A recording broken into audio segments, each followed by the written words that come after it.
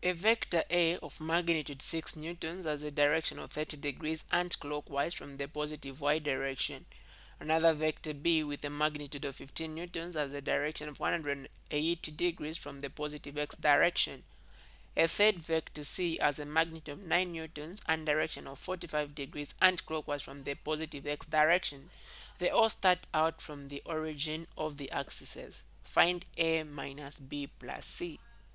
So first thing, let's see the representation of all these vectors that we are talking about.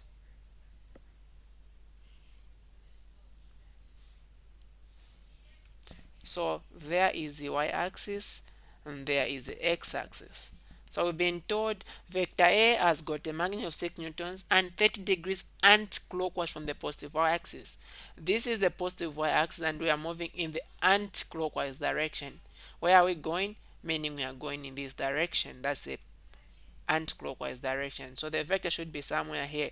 They've been told from the positive x anti-clockwise, this should be 30 degrees. I mean positive y, not positive x.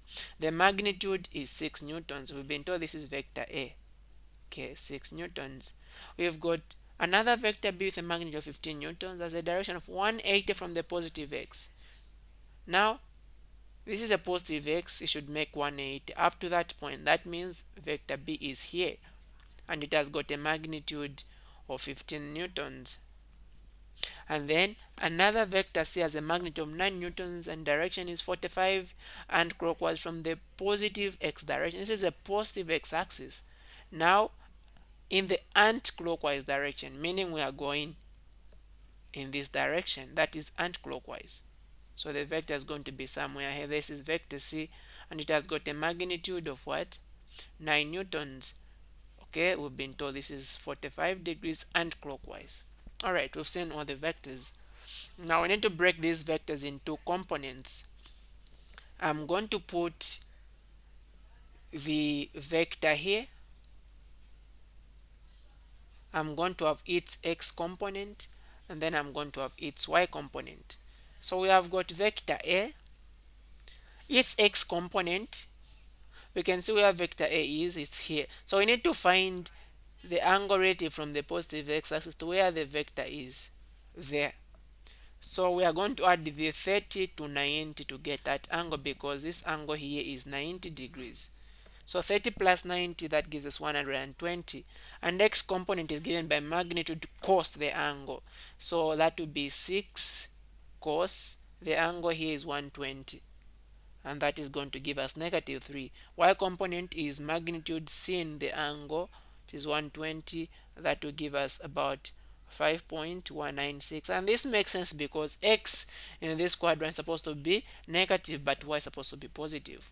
And then we go to vector B. Now vector B is on the y-axis, I mean x-axis, negative x-axis, meaning that the angle is going to be 180. But we can definitely see that the x value is supposed to be negative, the y value is supposed to be 0. Or we can punch that by saying 15 cos. The angle you know is 180 starting from the positive x. This will give us negative 15. And then 15 sin 180. Sin 180 is a 0. So times 15 is still 0. And then we've got vector C. Alright, magnitude is 9 cos. The angle is 45. So 9 cos 45, that will give us about 6.364. And then we come here 9 sin 45 to be the same value, 6.364. Now we want to find a minus b plus c. So we're going to do the a minus b plus c for the x components first. So a for the x component, that's a negative 3. Alright, so negative 3 minus b is negative 15.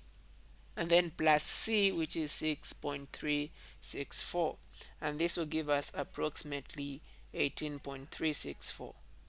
And then we go to the y component. A is 5.196 minus b is 0 plus c is 6.364, and this will give us approximately 11.56.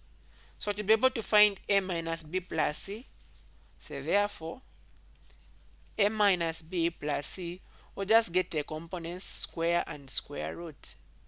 So we have got 18.364 squared and then plus 11.56 squared. This is going to give us, that is 21.7 newtons, since all the values here in newtons. Now we also need to find the direction, since this is a vector a minus b plus c. So theta given by tan inverse y component, we can see that is 11.56. X component is 18.364. And this is going to give us what?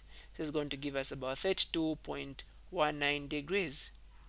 So we can also say 32.19 degrees in the anti-clockwise direction from the positive x-axis. Or we can just give it like that.